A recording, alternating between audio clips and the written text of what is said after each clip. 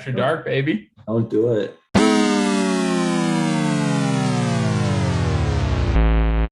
We don't need a third striker. Kai has proven that he can be that third striker if we have to hold a gun to his head, since that seems to be the theme of the pod right now. Can we call our episode "Gun to the Head"? Yeah, absolutely. Like he's proven serviceable. Like our strikers barely even score to begin with. So what the hell's the point? So don't you want somebody who can come off the bench and score you a goal as a striker? Why Olivier Giroud. Yeah, why are you content with strikers who can't score? That's ridiculous. Oh, that's the most counterproductive thing I've heard all day. I'll tell you exactly why. Because you said that it would be consistent for us to have Reece James, Chilwell, Mount, have everybody else score without Timo and Rom. You said that would be sustainable. And now you're saying I didn't say it was sustainable. I'm Mr. Negative on this podcast. I did. Bullshit. I did. No, I stand by it. However, I can also want a striker that scores goals too. You really think a striker is the highest priority that we have right now at the club? I didn't say that. I'm talking in general. No. I don't agree. No, I don't think so. What if that number one priority is Erling Haaland? He's not coming to Chelsea. That's not what Mino Raiola says this week. He just said that he narrowed it down to 4 clubs. It was going to be Real, Barcelona, Bayern, or somebody else. No, it wasn't Chelsea. No, Raiola said on Thursday that Chelsea's a finalist. I saw 4 different clubs. Fact check. I mean, I'm obviously joking about the Rashford thing. I don't think he's coming to Chelsea, but I don't watch a lot of other matches, to be completely honest. But I threw the United game on, and I just saw a lot of positive. I saw a lot of good work rate out of Rashford, and I don't watch him a ton, but he's English. He's solid. You know, he did a lot of really good things, and so it got me thinking.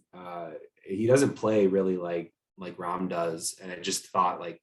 I wonder if his style would fit our team better than a big Rom, because for whatever reason, it doesn't feel like Rom's style fits ours. City was the other team for Haaland. Okay. Those were the 4 that Raiola said were in contention. Matt, here's Raiola quoted yesterday. Real, Barca, Atletico, City, Chelsea. And I only saw 4. Yes, I only saw 4 2 days ago, and it was Barca, Real, Bayern, and City. And United was definitely out. All right, so we're not going to agree on this for whatever reason. But Parker, I do like the Rashford talk. Where I saw you saw in the group text. Where did that even come from? Like Rashford as an option? I haven't seen that anywhere. It's not. No one's talking about it. It was a hypothetical. My question to you guys was, say for whatever reason he was available to buy in January. Say Chelsea pay fair market. I don't know what fair market is for him. Call it 45. I don't know. Something not ridiculous, not a super overpay, not an underpay, just whatever his market value is. Would you be happy with the signing? Is kind of where the question came from in my head, because I really had never thought of him. You know, we've talked about Harry Kane, right? Like we've talked about, would we like Harry Kane at the club? Yes or no? And Rashford's never a name that's kind of come across my radar as a potential for it. I figured, oh, this dude's, you know, obviously he's a big name, but he was doing a lot of the positives that probably go unnoticed a lot of the times, and stuff that doesn't come up on a stat sheet. And in the 40 minutes that I watched the United game yesterday, it just struck me as good. And I was like, I wonder how the boys would feel. Would they be like, no, fuck that, if we signed Rashford, or would they be like, oh, that's a good move, that's positive? Just that was the only the genesis of the question. So go ahead. My question still is, what's fair market value? Because I'm looking at Transfer Market, and he's only 24, and they've got his current market value set at 94 mil, and United isn't going to sell it direct. So yeah, fair market value is what, 130? No idea. I would honestly, if that's the price tag, I look at somebody like Anthony Martial. somebody who's kind of been outed at United, somebody who I think is looking to get out, probably go back to France. I would look at him before I would look at Marcus Rashford. That would be my. So you're saying the whatever they would let him go for would be too much for what we would want him for. Yeah, because it's just like FIFA, right? You're not going to sell somebody to a rival, and you're not going to try and buy somebody from a rival because you're going to charge 40, 50 mil above everything else. So if you do have a player who is looking to get out, not getting enough playing time, who is a good caliber player, why not go after them? Mm-hmm. And I think to an extent on the attacking side, he would fit that mold really well. Defensively, probably not. But I don't think you look for a big player at a big club.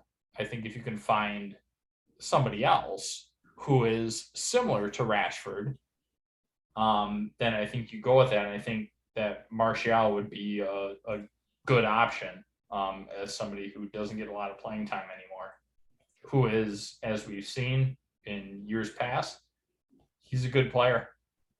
He just doesn't get out there enough for whatever reason. So I think that would be a more suitable and likely option for us.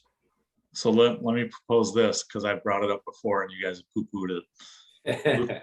Luka Jovic, no, Real Madrid, worth $22 million. We're overpaying by 22 mil. What's he done at Real?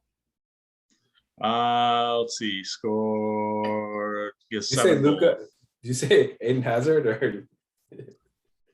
Well, there are still talks about Hazard coming for like 20 mil. 21. So what? Okay. Well, let's pose it that way. Would you rather spend 20 mil on Hazard to be a redundancy, or spend 20 mil on a reserve striker who probably fits your system a lot better than Timo Werner does? I don't know if he fits the system better than Timo. Look at how many balls we whip into the box. This guy's it's in fucking meters here in America, but he's nearly 6 feet tall. I remember watching him in the Bundesliga. He's a big guy. So with all the balls we whip into the box, I just figured he'd fit the system better than Timo does. Now when you're not even running Timo as a striker, you're running him as a left wing, which is sad because Timo's a striker. You should run Timo as a striker. That I would like to see him be more of an out-and-out striker. Pure number. Would it make you feel any better if I said Jovic was 23? Plenty of room to develop. As a 19-year-old, he scored 27 goals in the Bundesliga. Yeah, so did Timo. What's your point? It's the Bundesliga. I'm just saying you can get him for a deal. You're not paying 50 mil like you did for Timo. You know what we need to find? We need to find the Olivier Giroud of 5 years ago, and we need to find the Samuel Eto'o that cheeky, crafty, just knows how to score. I almost would rather bring Diego Costa back at this point. Just someone who knows how to get a ball on target, when it falls to them, and they find ways to score. Just kind of a broken. We just don't score broken goals very often. We score tap-in goals more than we score broken goals. And when teams play against us and they get a flash shot that takes a deflection and finds its way in, I just think it happens to us more than it happens for us. So we've signed those guys in the past. I don't know who that is, but I got a name for you. Collins, you and I talked about this. Pierre-Emerick Aubameyang. He now he's been benched, or he was benched in the Arsenal match this week for his second disciplinary issue. since he's been at the club. And I think this is the second one in about a year. It seems to me like you have a disgruntled player, somebody that we know can score. We've seen his work with Dortmund. We've seen his work with Arsenal. Like, he can play, and he's 33, 32, 33, somewhere in that area. Maybe that's who you bring in, a clinical finisher. And let's be honest, we got Giroud from Arsenal, so it's paid off for us more than it's paid off for anybody from Chelsea going to Arsenal. So, no, those are the names I think that's exactly where my head's at. Is someone like him, someone. I mean, I would love to bring Giroud back just for old time's sake, but I don't think we get the production level out of him that we've had in the past. But those are the exact names I'm thinking about that I would like to see as a third striker option. what about Zlatan? He's already said he's not leaving though. I thought of that too. Yeah, he's at AC Milan. Here's two players with contracts expiring. I want to get your guys' take on Paulo Dybala. What? Gun to the head. Gun to the head. Paulo Dybala, 28 years old, Juve. Ousmane Dembele, 24 years old, Barca. Dybala. I like Dybala a lot. He's dynamic as all hell. I would not hate that move. I don't know why, but I see Dybala as like a Spurs player. He reminds me of Eric Lamela. I don't know why. If he goes to Spurs, he becomes a Spurs player instantly. He becomes Eric Lamela. Yeah. But in the right system, man, with the right checks and balances, you can make players out of those guys. Talking about Arsenal, what about Alexander Lacazette? He's coming up on a free agency. I don't like him. No. I don't like his attitude. No. Fair. I don't. I'd rather see a Pierre. I just don't think he's worth it. He just seems like he's always pouting on the pitch. One name that we haven't talked about lately, who has been linked to Chelsea, Chiesa. Good point. Do you maybe go out, get him, and slot him in as that left wing back? Wing back? No.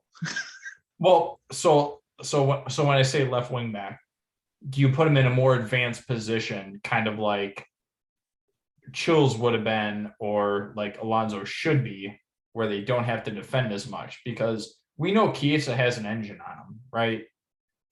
He can go up and down the pitch, no problem. Is that a position where maybe you run Cho as a left wing, you run Chiesa as a left wing back, or vice versa, and then they're kind of interchangeable from that point? Is that something that, because he's been linked to Chelsea, right? So is maybe that the move that we need to kind of kill two birds with one stone, kind of get Timo out of that left wing and also kind of help solve that left wing back? Because if we can switch Cho and Chiesa, and then Parker, like you were talking about, when we go forward, we have that right wing back kind of shift over. Is that something that's sustainable? Is that something that we think will solve problems? Do you want to pay $85 million for a utility player? Is my question. We do for Kai. We do for Ziyech. We're paying however much money for Christian to be a super sub. So is it really out of the realm of possibility? I don't think it's the right move. I think if you sign Chiesa, he basically is a replacement for Timo. Get rid of Timo if you're going to sign. That's all the comps. I can't remember if it was 538 or some statistical analysis site this week was running the comps on Chelsea players compared to Chiesa, and Timo Werner was the comp. So if you want to pay more for an older Timo Werner, like, I don't know. I'm not sold on it. Well, then does that solve your situation of a third striker? If you're not playing Timo and Ram together, right? You're playing your two strikers up top. Timo as the left wing, Ram as the main striker. You take Timo out so we can be that kind of full-blown second striker. Does that solve that issue and we don't have to get a third striker? For me, it comes down to the price tag. I'm not paying $85 million for a third string striker. It's not my money, but if I'm Marina, who is financially seemingly pretty savvy, I don't think that's her kind of move. How do I do this? Hold on a second. If we line up like we did against Senate, which I'm trying to show you guys here in just a second. Did you find an actual formation? It's someone's best guess at a formation. But if we line up like this, I'd take Chiesa in the system over Timo all day. I'd put him in for Saul. And Saul had a 7. So again, looking at this, I thought Saul actually had a pretty good fucking game. Yeah. Ross was trash. I didn't. Dave and Christensen and Cho were the 3 lowest. Yeah, that whole right side. Like I thought Kepa actually played pretty fucking well for a 6'5". Yeah. I thought that was low. He had a couple of big saves. Yeah, and Cho, I don't think I ever heard his name. I know he didn't do much. Like there wasn't much, and Dave, I saw enough out of him to be run of the mill, like just a average game. I mean, even Reese in midfield, he did not look comfortable at all. Like who's going to be your distributor out of all of that? Who's going to be your distributor? Your best option was probably Saul at that point. So move Ross to the left back or left wing back or something, but like there was no distribution in the middle of that pitch at all.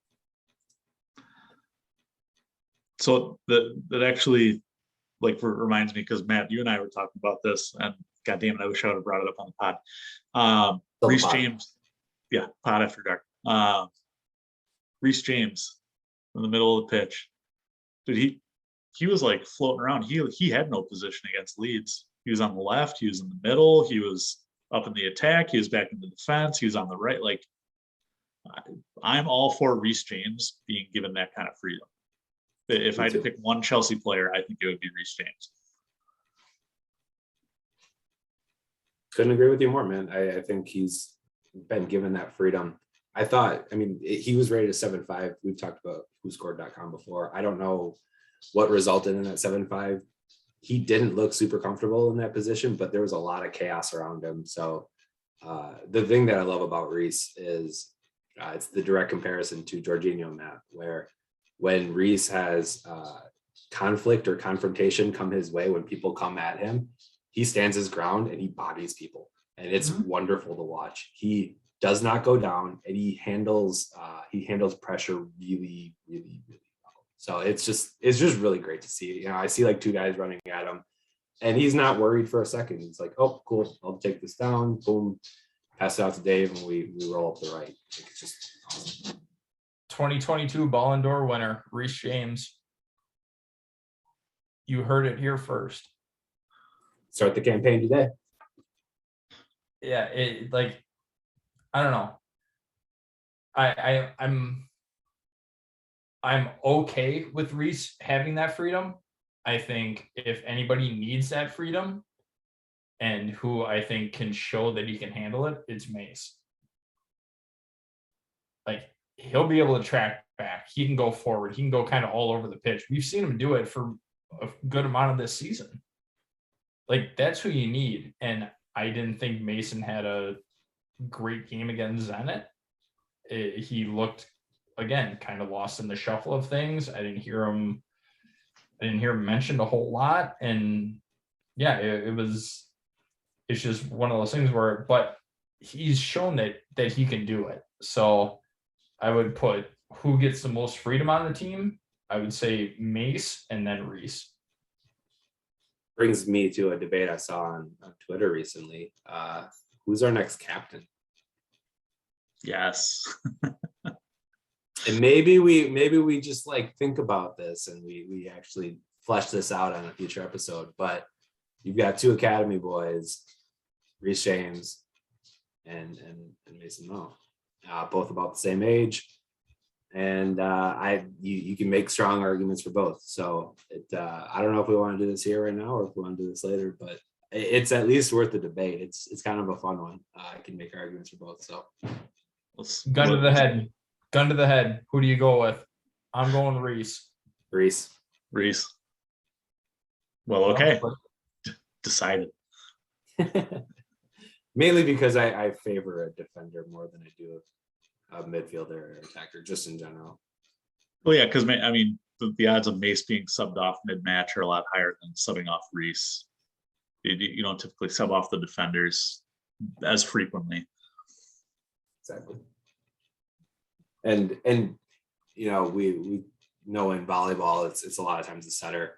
It's your floor captain. It's not necessarily the best, but it's the person who has the beat of the team and that control and leadership and all of those things. I think Reece James is that guy. I think that he embodies that more than Mace. Not saying that it's a slight on Mace, but I think he's just plays a different role in the team.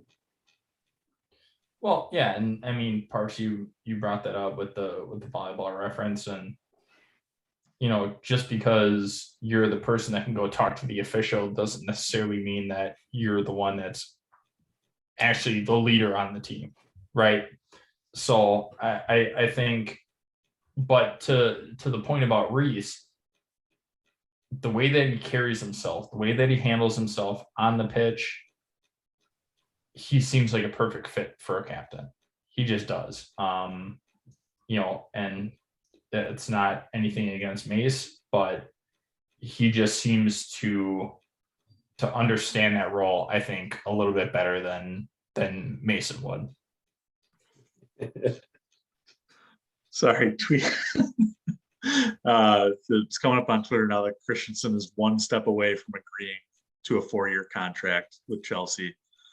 And somebody under the Twitter handle Roman Abramovich goes, is that one step away to finding a working pen or what?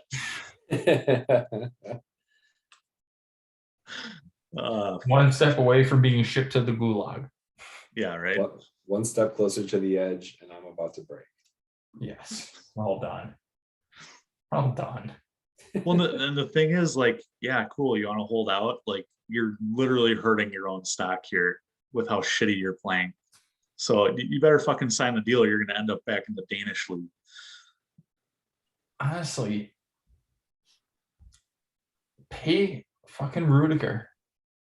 Like, hasn't that man done enough, especially for Chelsea, to earn that type of money? Like, we saw the reports, yeah, I think his brother is his agent or something like that. Yep. But verbally agreed to like a 3-year deal with Real Madrid for like $400K a week. Like, your move, Chelsea, whether that's actually true or not, who knows? Maybe he's just trying to stir the pot a little bit, but like, you have to find a way to keep him. The emotion that he showed and the emotion that he has shown, not only in how he defends, but even him winning penalties, him when Jorginho scored that goal. We've all seen the video of him just going up and down on the touchline and just going absolutely nuts. Like, it shows that he wants to be there, and you're not willing to pay somebody who wants to be there when you have somebody like Christensen. Like, yeah, I want to be here, but you know, I don't. But you know, kind of pay me a little more. Like, yeah, I'll agree, but yeah, I kind of need a little bit more. Like, Rudiger said, here's what I want. Here's what I've shown I can do. Pay him. Yeah, but it's $400K a week. Our top earner is Ram at 325. I'm not Mateus, okay with where do you put Rudiger in this list? Rom 325, Conte 290, Timo 272, Chills 190. I put him above Rom. I don't know if 400K is rational, but then again, Juve is paying De Ligt 400K a week, and they're what, 5th in Serie A right now. If he can get 400K, he should take it, and I wish him best of luck. And Yeah, that's it. Like, I don't think we can afford to pay him that. I think we can. The talks are around like 200 to 225. Like, that's where we're at right now. Well, and the other thing is, even if he goes to Real Madrid, do you really think he's going to win the Champions League there? Ooh. No, not a chance. But No, I'd rather but- be overpaid. Yeah. in Real. I mean, like Real in context in Europe is like, you grow up playing baseball, Yankees or Dodgers. You grow up playing basketball, Lakers or Celtics. Are you necessarily going to win it all at those places? No, but it's like, that's the place. Which, guess what? Eden Hazard left and wanted to go to Real Madrid, and look what he did. Look what a lot of people have done that went to Real Madrid. Look at Gareth Bale. Yeah, Where's he? He's probably shooting fucking 18 holes on the golf course right now. Yeah, but Exactly. he's getting paid and he has Champions League medals. And it's Spain. You get to live in Spain. Yeah, and you also get to play against fucking Osasuna or whoever Barcelona tied with today. But it's like the Milwaukee argument, right? Like, no one wants to come play basketball in Milwaukee because it's fucking Milwaukee. It's cold. We have cold winters. It's not fun to live here. Like, not compared to Miami, it's not. Like, we obviously live in the Midwest, we deal with it, whatever. But London is Seattle, right? Like, it's cold, it's rainy, it's not the most pleasant place all times of the year. And you really can't compete with Madrid from a locale perspective. I mean, I would much rather live in Lille or Nice than I would London any day of the week. If it's just like for like places to live, like those places, the south of France is gorgeous. It's wonderful. I'd rather live in Italy. I'd rather live in Rome. But if I'm only focused about soccer, I'd rather play in London. That's where the best of the best are.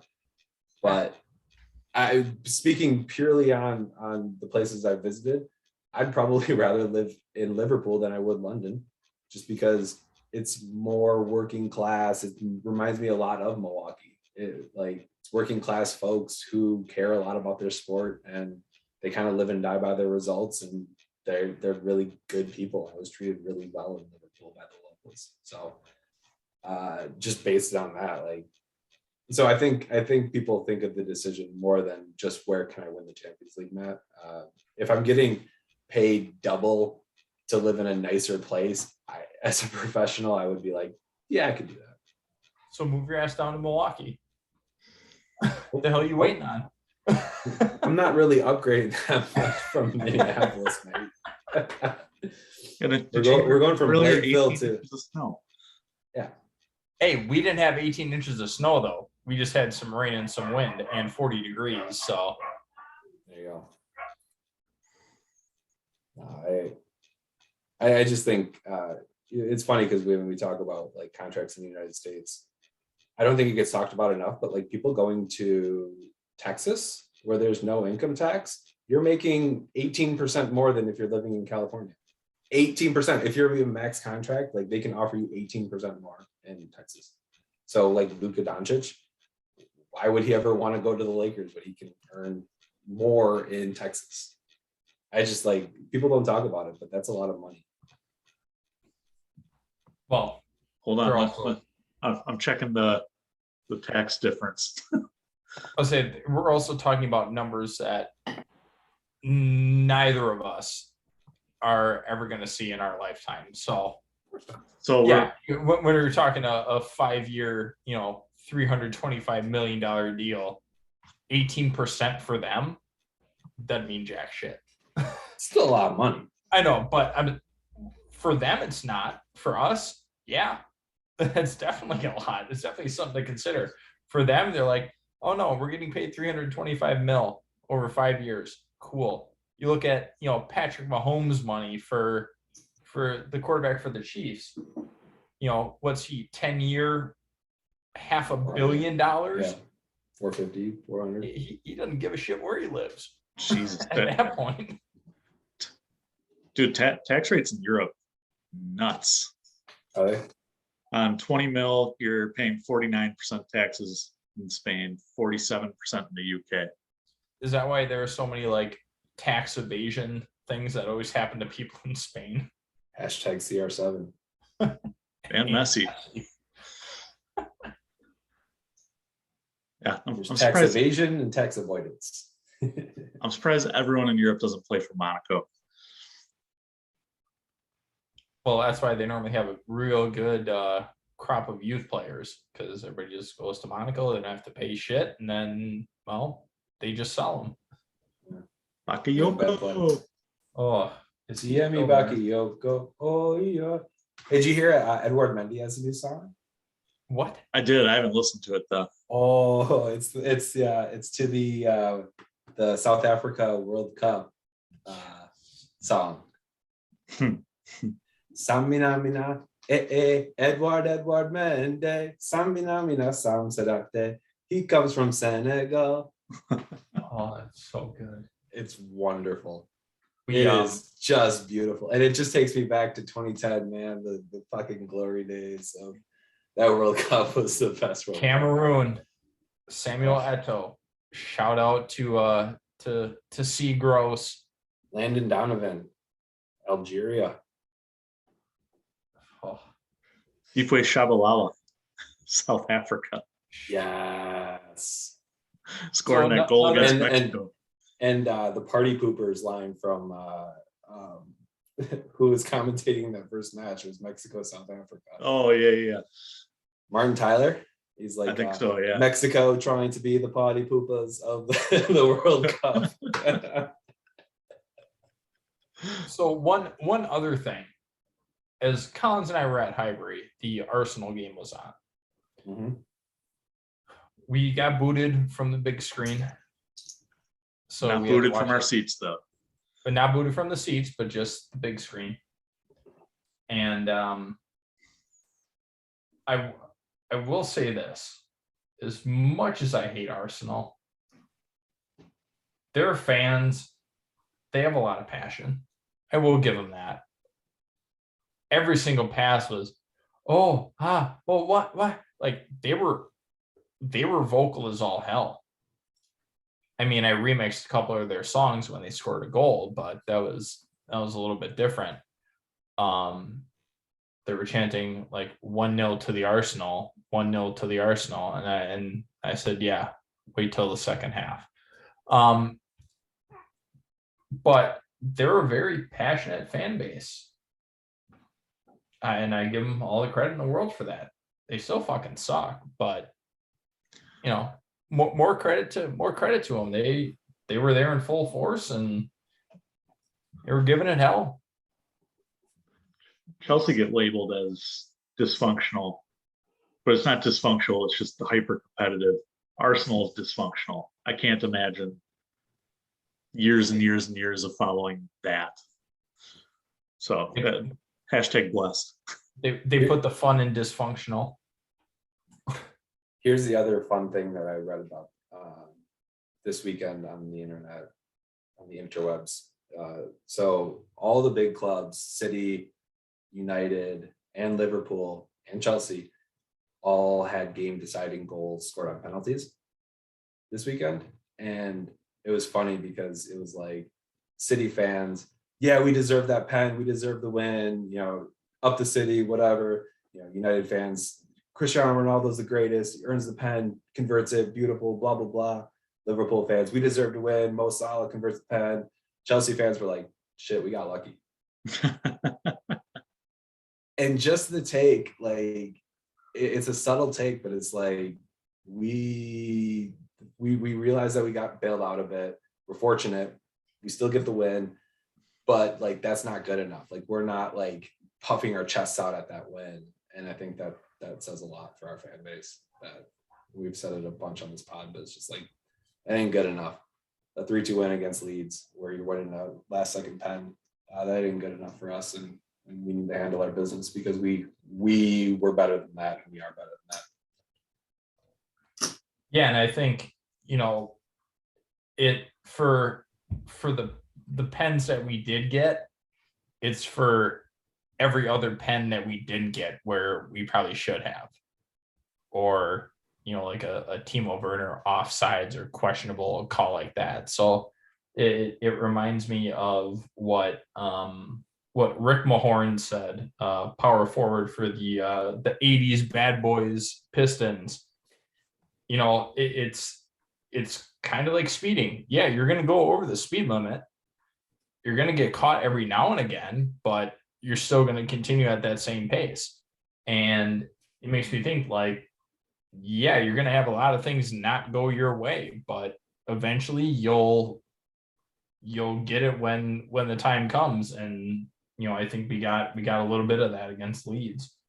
Yeah, you guys literally took my opinion right out of my mouth. Yeah, absolutely. So I gotta head off, but I do want to leave you with this little nugget.